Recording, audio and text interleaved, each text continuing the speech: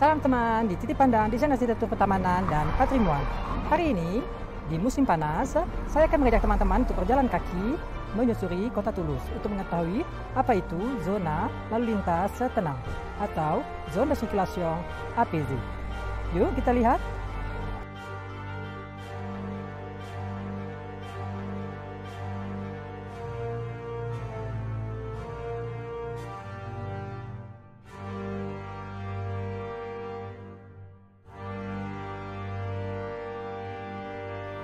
Zona lalu lintas tenang adalah zona di mana penerapan peraturan lalu lintas khusus diberlakukan terhadap sebuah atau sekelompok jalan.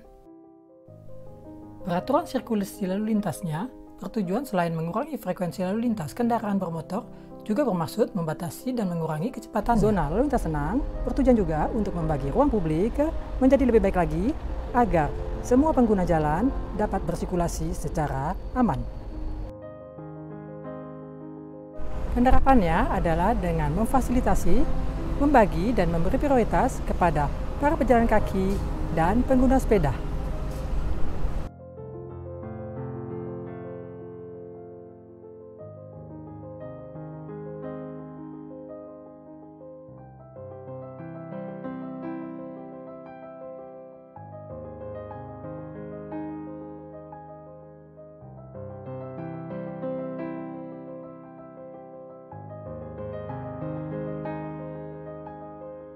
Yang paling penting adalah untuk mengurangi semaksimal mungkin konsekuensi kecelakaan menjadi jauh lebih ringan untuk para pengguna rentan.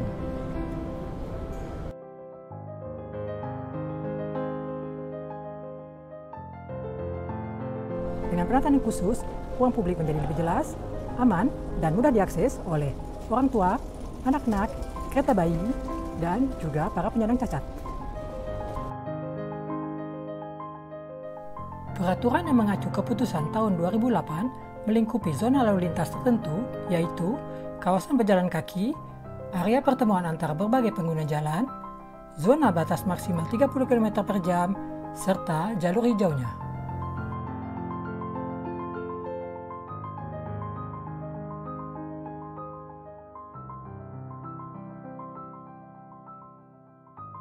Saya sedang berada di zona pejalan kaki Rue d'Alsace-Lorraine. Di zona ini, para pejalan kaki mempunyai prioritas di atas para pengguna yang lain.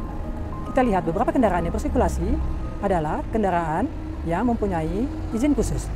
Misalnya, kendaraan pemilik rumah.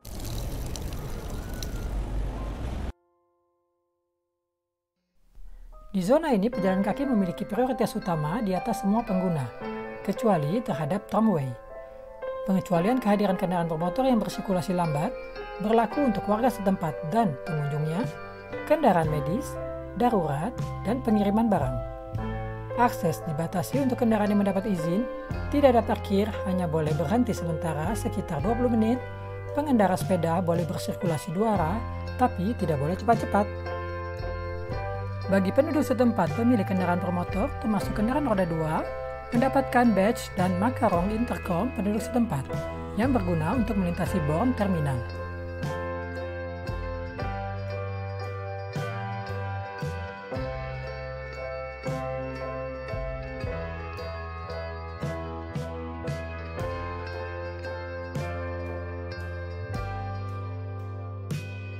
Saya sedang berada di zona pertemuan Rue des Lois. Di zona ini, tetap pejalan kaki merupakan prioritas. Tapi kendaraan-kendaraan yang bersirkulasi harus bersirkulasi dengan maksimal kecepatan 20 km per jam.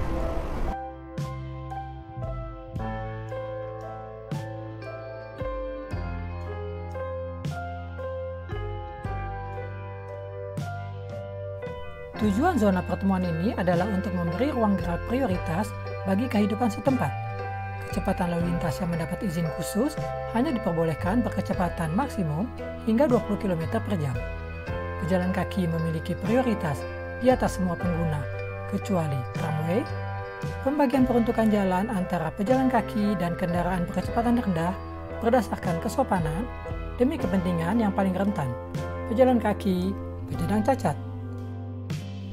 Pengendara sepeda dapat bersirkulasi di dua arah dan berlawanan, tapi tetap harus memberi jalan kepada pejalan kaki yang dapat menggunakan semua ruangan jalan. Sedangkan parkir hanya diizinkan di lokasi yang diberi tanda.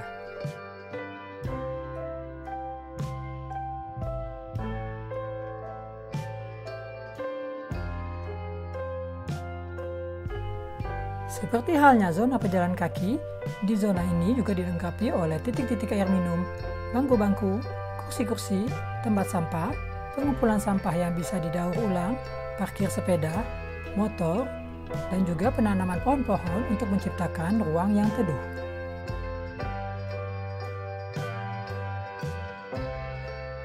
Saya sedang berada di Rue de la Concorde. Di zona ini, kecepatan kendaraan dibatasi maksimum 30 km per jam. Di zona 30, ada kecenderungan untuk membatasi atau mengurangi zebra cross, di mana para pejalan kaki dapat menyeberang di setiap tempat yang mengharuskan pengemudi lebih berhati-hati. Zona kecepatan maksimum 30 km per jam ditandai dengan pemisahan dari jaringan jalan raya dan dengan meniadakan prioritas kendaraan di persimpangan-persimpangannya. Untuk membatasi kecepatan kendaraan di zona ini, dilakukan beberapa penataan seperti meniadakan lampu lalu lintas atau garis berhenti yang mendukung jalur prioritas, menaikkan ketiga trotoar, mengurangi parkir, memodifikasi jalan untuk melambatkan kendaraan dengan belokan, memasang sekat-sekat, menyempitkan jalur tengah diberi marka, memasang radar, detektor kecepatan, dan lain-lain. Di zona ini, pengemudi lebih berwaspada dan berhati-hati sehingga dapat mengantisipasi kejadian yang tak terduga yang dapat terjadi di jalan-jalan, di mana aktivitas kehidupan lokal berlangsung sepanjang hari. Sedangkan penggunaan lampu lalu lintas di zona 30 hanya digunakan pada saat jam-jam lalu lintas padat.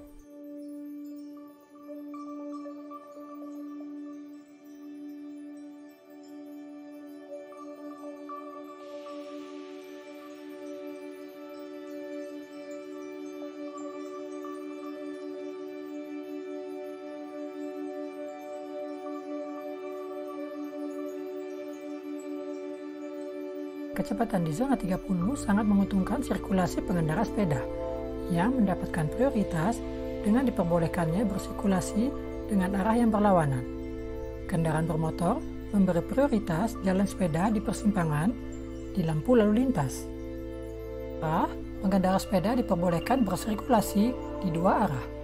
Pejalan kaki tidak diperbolehkan menggunakan keseluruhan lebar jalan. Di zona ini, parkir diizinkan di lokasi yang diberi tanda. Zona 30 cenderung untuk menghapuskan atau membatasi jumlah tempat-tempat penyeberangan khusus zebra cross bagi pejalan kaki, sedemikian rupa sehingga pejalan kaki dapat menyeberangi jalan dimanapun di sepanjang jalan. Tujuan jalur hijau ini adalah untuk memfasilitasi perjalanan dengan menggunakan sepeda atau dengan berjalan kaki, menghubungkan satu lingkungan dengan lingkungan lain, atau ke pusat kota dengan menggunakan rute alternatif yang lebih aman. Selain dapat juga menghubungkan pusat kota ke jaringan jalur bersepeda aglomerasi perkotaan, semisal Toulouse dan sekitarnya. Kita sedang berada di jalur hijau Argule. Jalur hijau adalah terbuka untuk semua pengguna tidak bermotor, terkecuali untuk kendaraan pemeliharaan dan jasa perbaikan demi kepentingan umum. Di jalur bersepeda ini, pengendara dapat bersirkulasi dua arah.